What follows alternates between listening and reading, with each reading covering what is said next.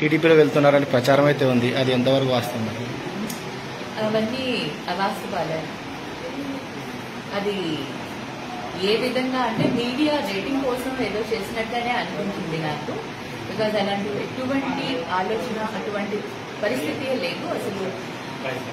I don't know, ఎందుకో తెలియదు, కానీ నన్ను మొదటి నుంచి అలా ట్రోల్ చేసుకుంటూ రావడం ఒక ఆనవాయితీ అయిపోయిందో ఏంటో తెలియట్లేదు. కానీ ఇట్స్ రియల్లీ లైక్ ఒక్కసారి అనిపిస్తుంది అసలు మీడియా అనేవారు ప్రజలకి అసలైన కరెక్ట్ ఇన్ఫర్మేషన్ ఇవ్వాలి, కానీ రేటింగ్ కోసము మనం అవాస్తవాలను మాట్లాడి పబ్లిక్ ని కన్ఫ్యూజ్ చేయడం అనేది మంచిది కాదని నేను చెప్తాను.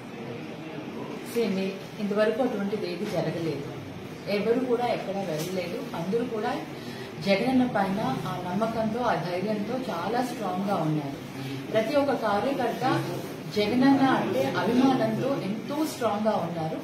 వాళ్ళందరూ కూడా జగనన్న తోటి, మాతోటి అండగా ఉంటారు, ఎప్పుడూ తోడుగా ఉంటారు.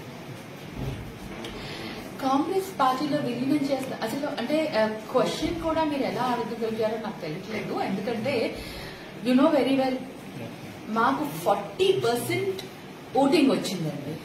We are the second highest. వాళ్ళు ముగ్గురు కలిపి వాళ్ళకి ఆ పర్సంటేజ్ వస్తే, మాకు ఒక్క party, single party YSRCP party 40% వచ్చిందంటే మేము ఎంత స్ట్రాంగ్ గా ఉన్నామో, ఆంధ్రప్రదేశ్ లో స్టేట్ లో ఎంత స్ట్రాంగ్ గా ఉన్నామో ప్రతి ఒక్కరు కూడా ఒకటి ఆలోచించాలి. ఇది ఓన్లీ కేవలం కొన్ని ఓట్ల తేడాతో వాళ్ళకి నంబర్ ఆఫ్ సీట్స్ ఎక్కువ వచ్చి ఉండొచ్చు, కానీ పబ్లిక్ ఓటింగ్ పర్సంటేజ్ మనం చూస్తే మటుకు డెఫినెట్లీ వైఎస్ఆర్సీపీ అన్ని పార్టీల కంటే స్ట్రాంగ్ గా ఉన్న పార్టీ, స్ట్రాంగెస్ట్ పార్టీ అని నేను ఇవాళ చెప్పగలుగుతాను.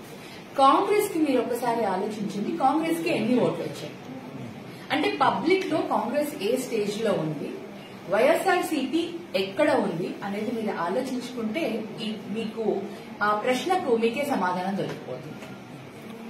Thank you.